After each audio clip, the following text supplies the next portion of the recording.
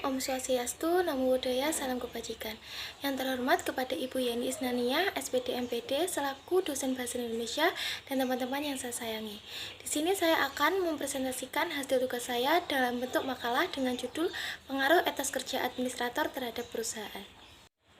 Nah, alasan saya memilih judul tersebut adalah administrasi mengandung arti sempit, yaitu sebuah kegiatan ketatausahaan yang diartikan sebagai kegiatan penyusunan keterangan-keterangan secara sistematis dan pencatatan secara tertulis seluruh kegiatan yang diperlukan dengan maksud untuk memperoleh suatu ikhtisar.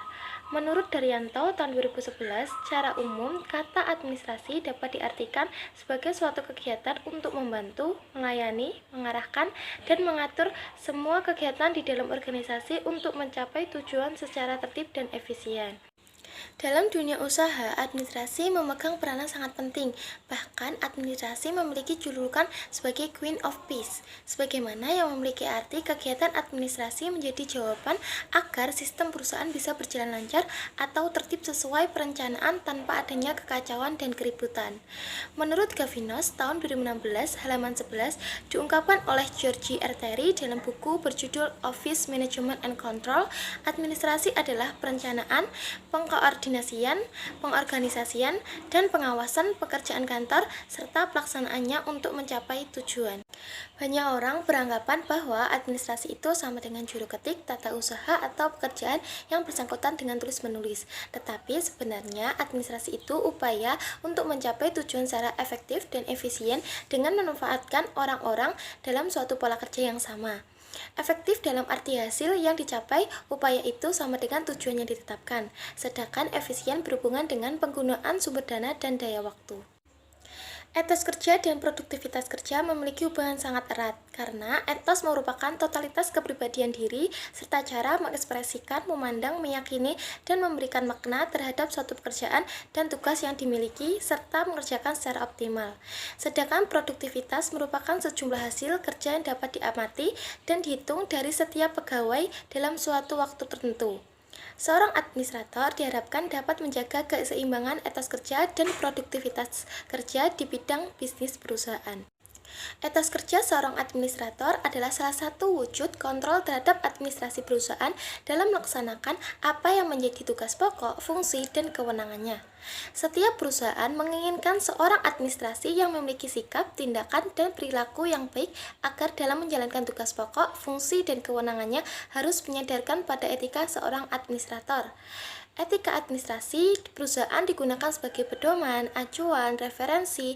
Administrasi bisnis dalam perusahaan dapat pula digunakan sebagai standar untuk menentukan kebijakan bisnis perusahaan. Untuk selanjutnya yaitu rumusan masalah dan tujuan penelitian. Berdasarkan latar belakang masalah tadi, maka rumusan masalahnya yaitu yang pertama, bagaimana pengertian administrasi bisnis, yang kedua, bagaimana pengertian administrator, yang ketiga, bagaimana fungsi administrator, yang keempat, bagaimana pengertian etos kerja, dan yang kelima yaitu bagaimana pengaruh etos kerja administrator terhadap bisnis perusahaan. Tujuan penelitiannya berdasarkan rumusan masalah tadi, maka tujuan penelitiannya yaitu yang pertama untuk mengetahui pengertian administrasi bisnis, yang kedua untuk mengetahui pengertian administrator, yang ketiga untuk mengetahui fungsi administrator, yang keempat untuk mengetahui pengertian etos kerja, dan yang terakhir yaitu untuk mengetahui pengaruh etos kerja administrator terhadap bisnis perusahaan. Nah, selanjutnya kita masuk ke bab pembahasan. Yang pertama kita akan membahas pengertian ilmu administrasi bisnis. Menurut KBBI atau Kamus Besar Bahasa Indonesia, administrasi adalah usaha dan kegiatan yang berkenaan dengan penyelenggaraan kebijaksanaan untuk mencapai tujuan. Di Indonesia, pengertian administrasi secara umum dapat ditinjau dari 3 hal, antaranya yaitu dari aspek institusi, fungsi, dan prosesnya. Sedangkan administrasi dalam arti luas adalah seluruh proses kerjasama antara 2 orang atau lebih dalam mencapai tujuan dengan memanfaatkan sarana-prasarana tertentu secara berdaya guna dan berhasil berguna. Adapun pengertian ilmu administrasi bisnis menurut para ahli, yang pertama yaitu menurut Sondang P. Siagan. Menurut Sondang P. Siagan tahun 2001 halaman 4, administrasi adalah keseluruhan proses kerjasama antara 2 orang atau lebih yang didasarkan rasa rasionalitas tertentu untuk mencapai tujuan yang telah ditetapkan sebelumnya. Menurut Purwanto tahun 2018 halaman 25 bahwa administrasi bisnis adalah keseluruhan kerjasama dalam memproduksi barang atau jasa yang dibutuhkan dan diinginkan pelanggan hingga penyampaian barang atau jasa tersebut kepada pelanggan dengan memperoleh dan memberikan keuntungan secara seimbang, bertanggung jawab, dan berkelanjutan. Yang ketiga, menurut Ira Krisyanti Dewi.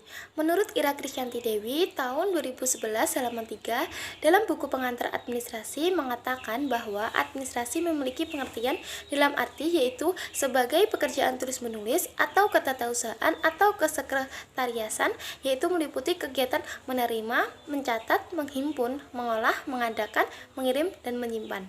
Yang keempat, menurut Yewayong tahun 2004 halaman 12 mengatakan bahwa administrasi bisnis adalah keseluruhan kegiatan mulai dari produksi barang dan jasa sampai tibanya barang dan jasa tersebut di tangan konsumen.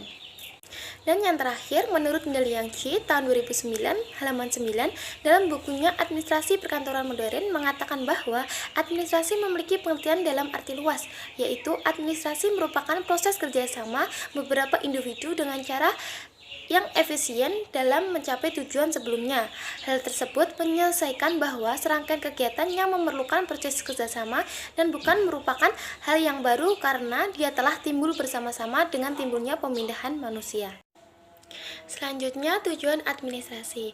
Dalam organisasi atau perusahaan tentunya ada sistem kerja administrasi bisnis yang memiliki daya guna untuk meningkatkan sistem kerja di perusahaan. Selain itu, administrasi bisnis juga memiliki tujuan. Tujuan administrasi bisnis sangat penting untuk perkembangan sebuah organisasi ataupun perusahaan. Ada beberapa tujuan administrasi bisnis yang perlu kita ketahui. Yang pertama yaitu administrasi bertujuan untuk memonitoring kegiatan atau data yang dimiliki oleh perusahaan atau organisasi. Yang kedua yaitu agar seorang pengelola usaha bisa mengevaluasi suatu kegiatan-kegiatan dalam pengorganisasian perusahaan. Yang ketiga yaitu administrasi bertujuan untuk menyusun suatu program pengembangan usaha dan usaha kegiatan pengorganisasian. Yang keempat atau yang terakhir yaitu administrasi bertujuan untuk mengamankan data atau catatan atau mengamankan suatu kegiatan usaha dalam organisasi perusahaan. Yang kedua akan membahas pengertian administrator. Secara umum, administrator merupakan kerjasama yang dilakukan lebih dari satu orang dengan keinginan mencapai sebuah tujuan yang sama antar individu. Jadi, sangat wajar bila dikatakan administrator tersebut berada di dalam sebuah organisasi atau perkantoran. Adapun pengertian administrator menurut para ahli, yang pertama yaitu menurut Arthur Greger. Menurut Arthur Greger, administrator adalah suatu fungsi komunikasi, pelaksanaan, dan jasa dari slip organisasi. Yang kedua menurut George Terry. Menurut George Terry, administrator adalah suatu pengendalian dan pengorganisasian serta mobilitas yang ditetapkan untuk mencapai tujuan yang telah ditetapkan. Dan menurut Swarno Handayaningrat, administrator adalah kegiatan mencatat, menyurat, pembukuan, mengetik agenda, dan lain sebagainya yang bersifat ketatausahaan di perusahaan. Ada beberapa skill atau kemampuan yang harus dimiliki seorang administrator. Yang pertama yaitu teliti, yang kedua yaitu memiliki kemampuan berhitung, yang ketiga yaitu mampu menggunakan aplikasi administratif secara online maupun offline, yang keempat yaitu tenang di bawah tekanan, yang kelima yaitu mampu melakukan pendekatan secara metodis dan menyeluruh untuk bekerja, yang keenam yaitu mampu bekerja dalam tim, dan yang kelima memiliki inisiatif dan kreativitas. Selain skill atau kemampuan yang harus dimiliki seorang administrator juga harus memiliki rasa tanggung jawab untuk menyelesaikan atau mengerjakan tugasnya di perusahaan. Nah, apa aja sih tugas-tugas dari seorang administrator?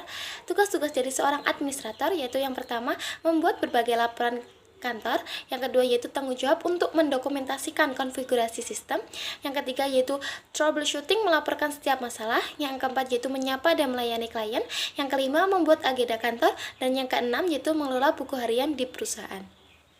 Selanjutnya yaitu fungsi administrator. Ada 7 fungsi administrator. Yang pertama yaitu planning. Perencanaan atau planning membutuhkan administrasi untuk bisa mendapatkan hasil pengolahan data yang tepat. Saat penyusunan suatu perencanaan tentu dibutuhkan kegiatan mulai dari mengumpulkan data, mengolah data, hingga dijadikan sebuah perencanaan yang dibutuhkan. Yang kedua yaitu organizing. Untuk bisa membangun komunikasi yang baik antar anggota atau karyawan perlu adanya penyusunan yang rapi. Administrasi membuat organizing jadi lebih mudah serta rapi karena memang dalam ilmu administrasi, kerapian dan ketelitian adalah hal yang paling penting dan perlu diperhatikan oleh semua karyawan. Yang ketiga yaitu coordinating. Coordinating atau koordinasi adalah salah satu kegiatan perusahaan di mana tujuannya adalah membuat perusahaan tersebut bisa berjalan dengan lancar. Koordinasi ini sangat berguna atau sangat penting untuk menghindari bentrok dan kekosongan serta kekacauan. Yang keempat yaitu reporting. Kegiatan ini adalah membuat laporan di mana isi dari reporting itu sendiri adalah perkembangan, pergerakan, serta hasil dari satu program yang dilakukan oleh para pegawai atau karyawan dalam bentuk tulisan. Yang kelima yaitu budgeting. Fungsi administrator yang lain adalah untuk membuat atau menetapkan anggaran yang biasa dikenal dengan istilah budgeting. Anggaran merupakan hal penting bagi perusahaan agar bisa meningkatkan kinerja secara maksimal. Yang keenam yaitu staffing. Administrasi juga sangat penting untuk menentukan posisi setiap karyawan atau pegawai atau penempatan posisi yang biasa disebut dengan staffing. Administrasi digunakan untuk melakukan perekrutan para tenaga ahli hingga melakukan pengembangan serta memenuhi perlengkapan. Dan yang terakhir yaitu directing. Fungsi administrator yang terakhir untuk mengarahkan setiap anggota perusahaan dengan bentuk bimbingan hingga saran. Hal ini merupakan salah satu cara yang juga penting untuk menjalankan sistem perusahaan. Yang keempat, kita membahas tentang pengertian etos kerja. Etos artinya suatu pandangan yang khas dari sebuah golongan sosial. Etos berasal dari kata etos, bahasa Yunani, yang bisa diartikan dengan sikap, kepribadian, watak, karakter, dan juga keyakinan terhadap sesuatu. Di KBBI atau Kamus Besar Bahasa Indonesia, etos kerja adalah semangat kerja yang menjadi ciri khas dan keyakinan seseorang atau suatu kelompok. Nah, berdasarkan pengertian etos kerja tadi, maka dapat disimpulkan bahwa semua pegawai perusahaan atau perkantoran, termasuk seorang administrator, harus bekerja sesuai dengan aturan yang berlaku. Ada beberapa etos kerja seorang administrator yang perlu kita ketahui. Yang pertama yaitu profesionalisme, yang kedua integritas pribadi, yang ketiga privasi, yang keempat hukum dan kebijakan, yang kelima komunikasi, dan yang keenam yaitu pendidik. Yang kelima, kita membahas tentang faktor etos kerja. Faktor-faktor yang mempengaruhi etos kerja menurut Anuraga tahun 2001 halaman 52 adalah sebagai berikut. Yang pertama yaitu agama. Pada dasarnya, agama adalah suatu sistem yang akan mempengaruhi atau menentukan pola hidup para penganutnya.